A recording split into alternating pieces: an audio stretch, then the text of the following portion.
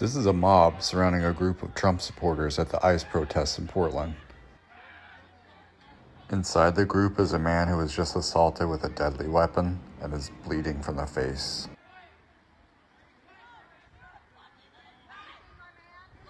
As the group surrounds them, the police are called. What happened the night of October 11th hasn't been fully told, so this video should help bring you up to speed. The story begins earlier in the night when I approached a man named Tommy for an interview. Tommy's a regular at the ICE protests, often counter-protesting Antifa or expressing support for Trump. It is what it is. They can say whatever they want. On this night, a man in a puffer jacket was hanging around beside him, taunting him and telling him how Liz Cheney was the real hero and not Trump. This is the guy. But yeah, keep walking. I want to hear from all sides, so I asked the man in the puffer jacket if he wanted to do an interview. And I noticed his hands in his pocket. Then why are you out here supporting Antifa? I heard you guys were out here, bro. So you came out here for Do you want to do an interview? You came out here to talk shit to us? Okay. See his hands in his pocket? This is important to the story later. Antifa terrorist, bro. Later that night, I interviewed a man named Nolan. He told me he wasn't there for either side, but he wanted to see what the protests were really about after hearing about it on the news. But then he leaned in to tell me something weird. There are people that are in the crowd that one person was trying to get me to start violence against the ICE agents. He starts saying, like, you should throw rocks. Do you want, like, I should throw, what do you think, you know? He starts showing me pictures of a gun on his phone. Or he wasn't showing me, but I saw it. You know, he started scrolling, I saw it. He also starts telling me he thinks there's, like, FBI agents in the crowd and such. I have no idea. I asked him if he felt safe out there, and as we were talking, a fight broke out behind us.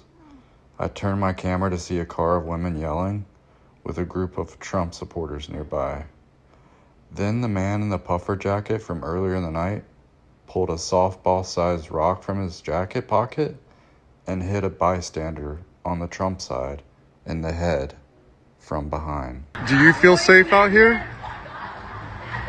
I don't know. There are people that I feel like are not going to harm me, but overall, there's too much within areas. There's a fight going on right there. Watch out!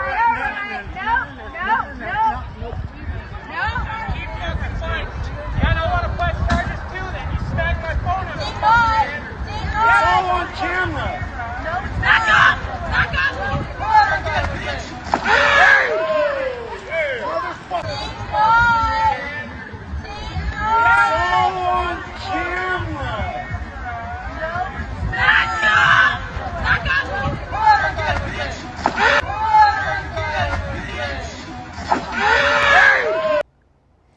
I never saw the victim of the rock attack in a fight with the women because I was talking to Nolan at the time. But after speaking to the guy who was hit, he said he was only there filming and defended himself when a woman knocked his phone from his hand repeatedly. However, oddly, Portland police cited both him and another Trump supporter that night, saying they were involved in a fight together. But that narrative doesn't really match my video footage.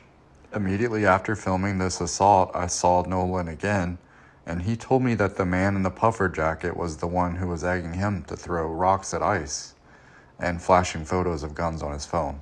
He's the one I was talking about. He just hit that guy with the rock. This is the moment that a large group of people started to surround Tommy, the victim of the assault, and other Trump supporters. Soon there were hundreds of people and a handful of MAGA supporters in a small area. When I turned back towards the crowd, a woman told me she'd been hit and knocked to the ground.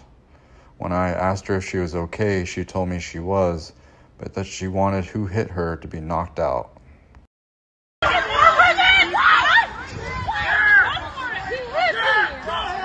Are you okay? He knocked me to the fucking ground. I'm fine. I'm amazing. I will be great when he gets knocked the fuck out. Can you tell us what happened?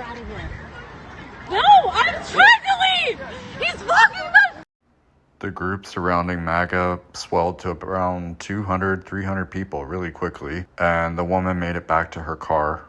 Eventually, the MAGA group made it out of the crowd and merged with another Patriot group on the other side of the block, while Antifa marched back to the ICE facility shouting.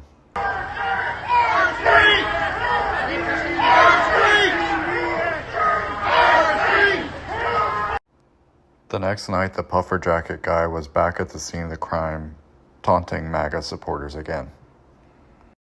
Look, it's the dude that sucker punched him with the rock.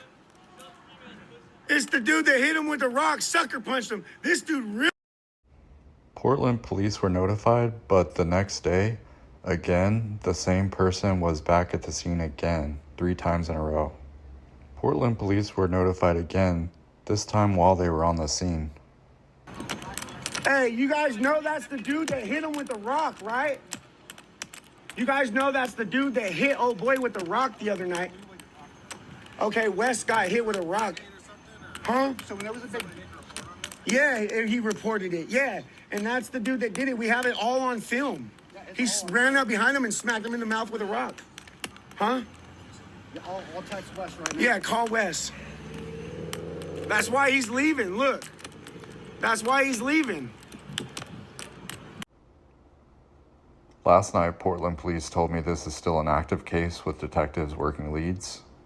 And I talked to the victim, who said he feels like he's pretty recovered, but he is overwhelmed navigating the repercussions of the assault.